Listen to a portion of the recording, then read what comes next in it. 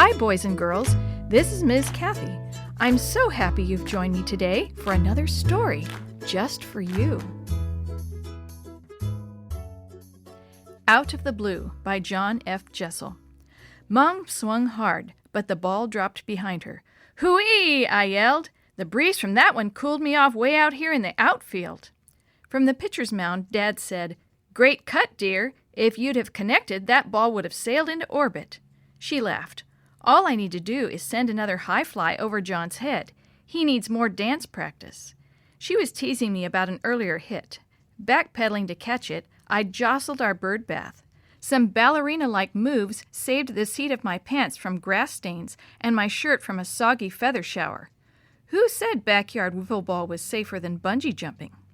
While Mom bent to retrieve the ball, I fixed my cap to shade my eyes. The late afternoon sun had slipped lower, so seeing a ball hit toward me was getting hard. I didn't mind much. The sun was in my eyes was always a good reason for missing pop-ups, and sometimes it was even true. I glanced back at Mom. She'd picked up the ball, but she hadn't tossed it to Dad. She just stood there, frozen, like a statue. Before I realized that something was wrong, she dropped the ball and bat, threw her hands to her cheeks, and screamed. Dad scrambled toward her. "Honey, what? What?" he yelled, his voice scratchier and higher than I'd ever heard it before. Then I was running too, so fast that my cap flew off. She's sick, I thought. Stories of sudden death from natural causes filled my head. Choking, heart attacks, strokes. Fear squeezed my chest. Dad reached her just before I did. She'd now fallen to her knees, and I hoped that was a good sign. Still, her face was pale, and her breath came in deep gasps. "Tell me," my father shouted, trying to pry her hands from her cheeks. His urgency seemed to take effect. She slid one hand to her throat and pointed over our shoulders with the other. "Look," she rasped. "It's crashing." "It? What?" Dad spun around to look behind him. "Oh, no, no!" I turned and looked. Two men were floating to earth beneath their parachutes.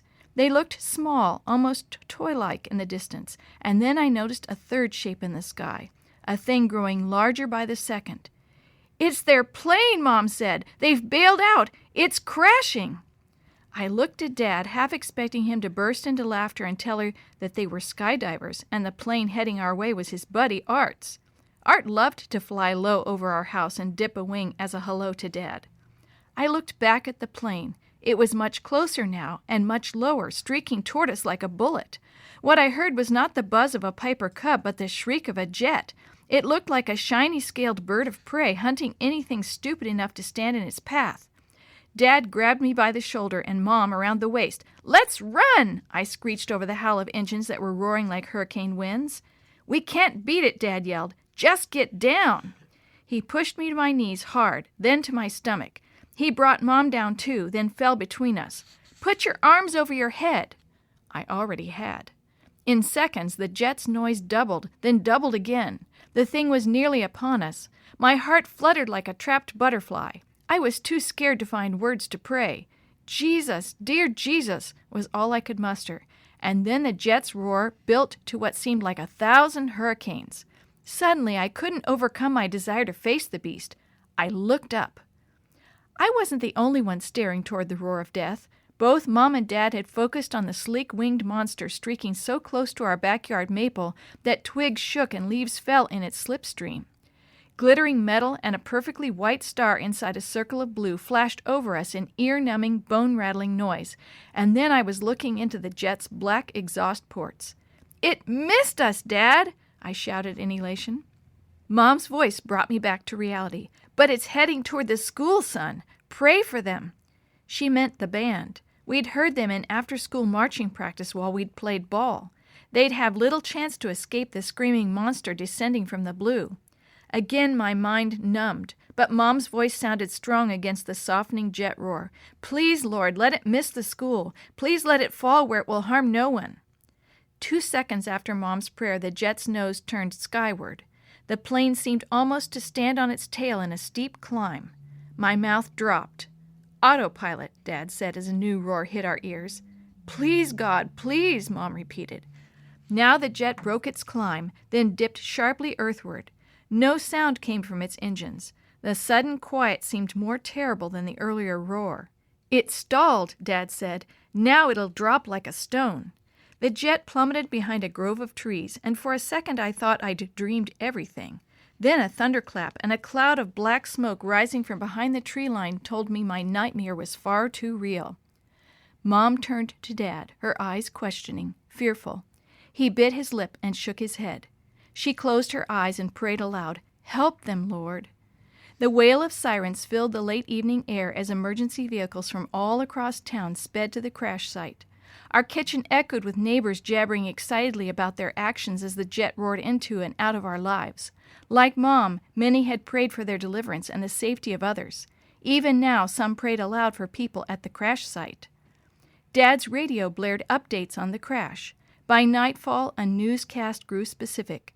The jet had missed the school, but a small grocery store had been hit. Its cement block walls lay in rubble. A few shoppers had escaped unhurt. Others were feared trapped. Quiet descended upon the kitchen as our neighbors fell into whispered prayers. I soon drifted asleep to the sound of the news anchor's voice. The next morning, the first thing I heard when I woke up was the sound of a radio interview with the pilot. "I put it on autopilot, then ejected," he was saying. "The bird should have banked away, but it headed toward the town. I don't know why. But then neither do I know how it dropped into a city without causing any injuries." For a second, I thought the newscaster would correct the mistake. No injuries? But the pilot went on, uninterrupted. Was it true? The pilot said, "All I thought about on my way down was that we needed a miracle. Well, one came, though I'm not sure how." I grinned when I heard that. I thought about Mom's first prayer and the plane's last-second acrobatics. I thought about my neighbors telling about similar prayers and of hearing still more prayers in our kitchen that night. And then I thought, yep, we got a miracle. But Mr. Pilot, I think I have an idea how it came about.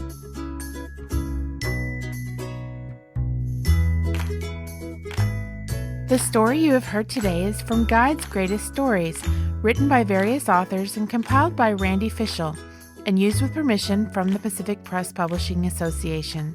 If you're interested in any other books published by the Seventh-day Adventist Church, please visit AdventistBookCenter.com or call 1-800-765-6955.